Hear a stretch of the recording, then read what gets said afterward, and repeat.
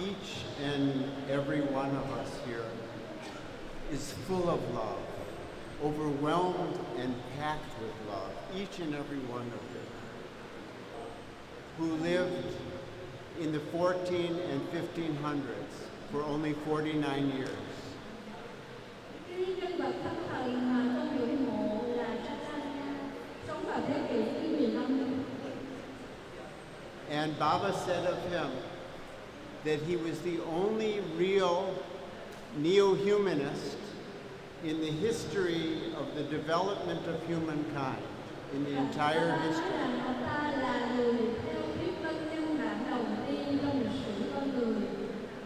Of course, not including such personalities as Shiva and Krishna, who don't rank among human beings. But Chaitanya was a real human being struggling to realize himself.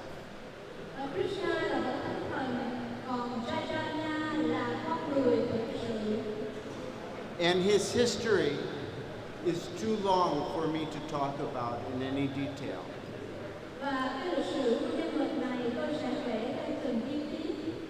Suffice it to say that he was a tremendous intellectual, extremely respected, who cared so little for his intellect that when he was about to be ranked as the highest level intellectual of the world, when he came to know this, he threw his manuscript into the river to destroy it because he did not want to be known for his intellect. He considered his intellect to be garbage. Ông ấy là một cái người vĩ đại cho đến nỗi mà cái quyển sách dưới cái tri thức cao nhất của loài người, ông đã quăng xuống sông để coi đó là đồ rác rưởi. So there he was. I will draw you a little bit of a picture of the kind of devotion that he had. Tôi sẽ vẽ một bức tranh cho các bạn hiểu về lòng sùng kính của ông ấy. Because there he was in the kingdom of Kashi, means in India, and leading ecstatic, extreme kirtans in the street. Trong cái thời đại của ông ấy thì người ta nhảy múa Việt Nam khắp đường phố.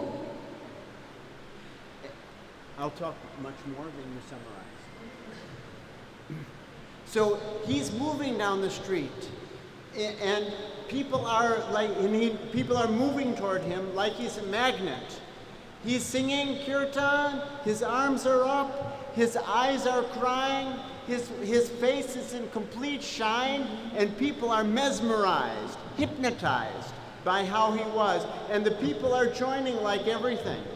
And the untouchables, this was the danger to the kingdom, the untouchable caste who must not mix with the others.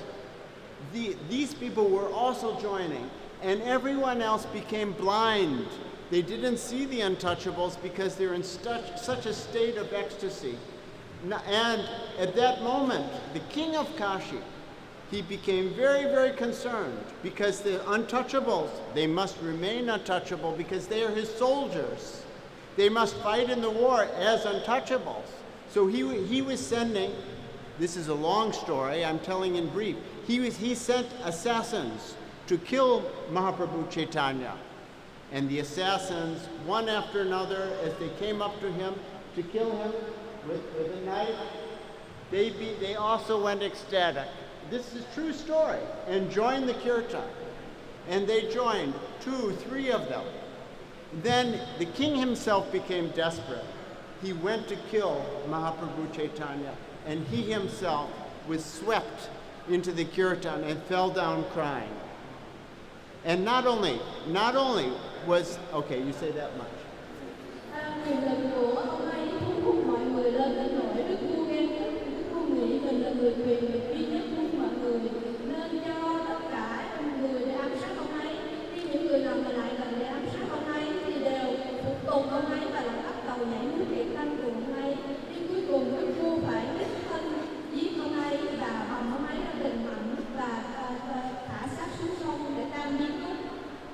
try to imagine this extreme devotion, because not only were the people attracted, it was said, and I believe it, that the animals that were going by, they would also join. And not only the animals would join, even the trees would lean in the direction of Mahaprabhu, wanting to become closer to him. It was an amazing kind of devotion, absolutely amazing. Thì khi mà ta phát triển được cái lòng sùng kính đến mức cao độ, ta sẽ thu hút được tất cả mọi người. I'll give you another example. He was walking on the road, and he said to one washerman. Washerman was also untouchable. He said to the washerman, "You chant Haribol, Haribol, Haribol." And the washerman said, "No, no, no, I cannot," because the washerman was thinking that if he'll say something, he didn't know Chaitanya. He thought, if I say something, then Mahaprabhu this man will ask me for money. So then Chaitanya said, "No, you must say, don't worry." And then he said, "No, no." And finally Mahaprabhu said, "Okay, I will wash your clothes. Give me the clothes." And he started washing them. Then the washerman said, "Hari Bol!" And when he said like that, he went into ecstasy, the washerman. He started dancing and singing and dancing and singing, and then his wife became concerned, the washerman's wife. She came out to see. She was very concerned. He'd gone crazy. And then she called some of the people in the village who knew him. "Please come, help, my husband has gone crazy." And then but they're afraid. They don't want to touch him because he's in such a condition. Finally, one bold man, his friend, but a bold man, he said, "I will control him." And he went over and grabbed him. And when he grabbed him, he became ecstatic. He started dancing and the people went, "Oh my God." And then this bold man, seeing the others, he was grabbing onto each of them, and they all went crazy. The whole village was dancing. This is the magnetism. That was his magnetism, Mahaprabhu Chaitanya.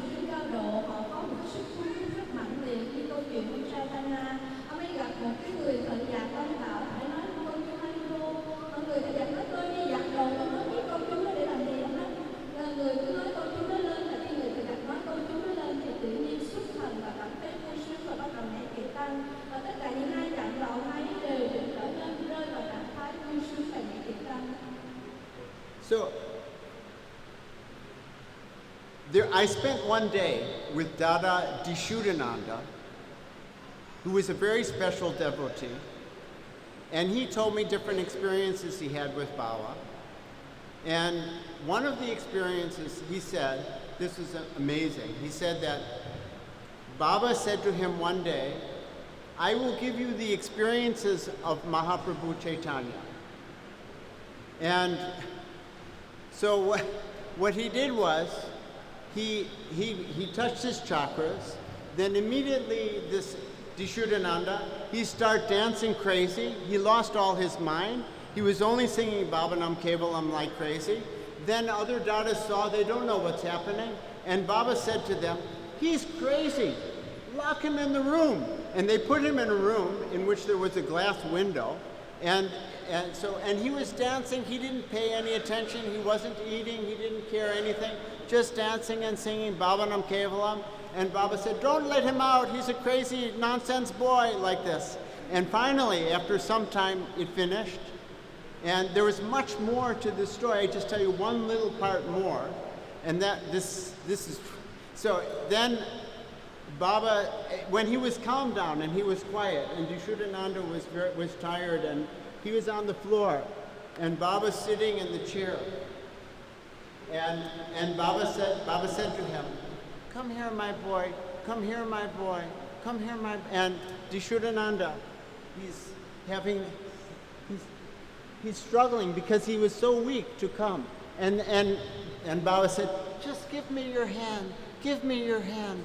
And finally, Dharmavedananda reaches his hand, "Just give me your hand." And Baba touches his hand. Bam! Like a bolt of lightning, 100% true story. Bolt of lightning.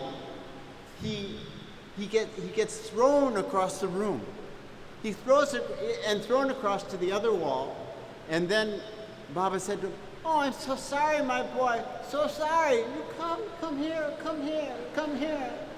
And he came, and again the same thing, bam. So this was the experience that Baba was giving of the bhav, of the ideation, of the devotion of Mahaprabhu Chaitanya, wild for God. Và câu chuyện gần gũi với chúng ta là Baba cũng có cái quyền lực được do lòng sùng kính rất cao của một Dada. Baba chỉ cần chậm nhẹ cái cây gậy vào Dada đó, thì người Dada nó xuất thần và rơi vào trạng thái mê ly và ca muốn việc tăng suốt. Và đến một lúc mỏi mệt thì nằm xuống thì Dada dùng và chỉ cần lấy cái tay vẫy nhẹ thì thấy lại tiếng vài lần. Và khi Baba chỉ cần đẩy nhẹ thì phải bay lên xa. I read you one quote, one quotation of Baba about Mahaprabhu Chaitanya. He says, "In the past, the divine flow of Brahma was expressed through Mahaprabhu Chaitanya, causing people to madly run after him, dancing, crying, singing, and laughing in ecstatic joy." Lòng sùng kính, bởi vậy chúng ta nảy tiềm năng là để phát triển lòng sùng kính của chúng ta, và Dada vừa mới đọc một cái câu trích dẫn của Baba về tầm quan trọng của việc tăng trong sự phát triển lòng sùng kính. He was the person in the entire history who created the kirtan. This mudra existed from the time of Parvati, from Shiva's time, but not the dance, not keeping together with kirtan, with the chanting. That such a devotion he had, and we are doing his kirtan today. Baba là người duy nhất đã phát triển ra kiệt tăng bằng một cái phương pháp rất là đơn giản để chúng ta phát triển lòng sùng kính.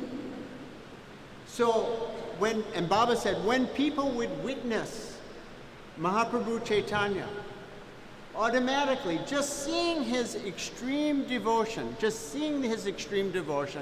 they would automatically become ecstatic and happy and sing.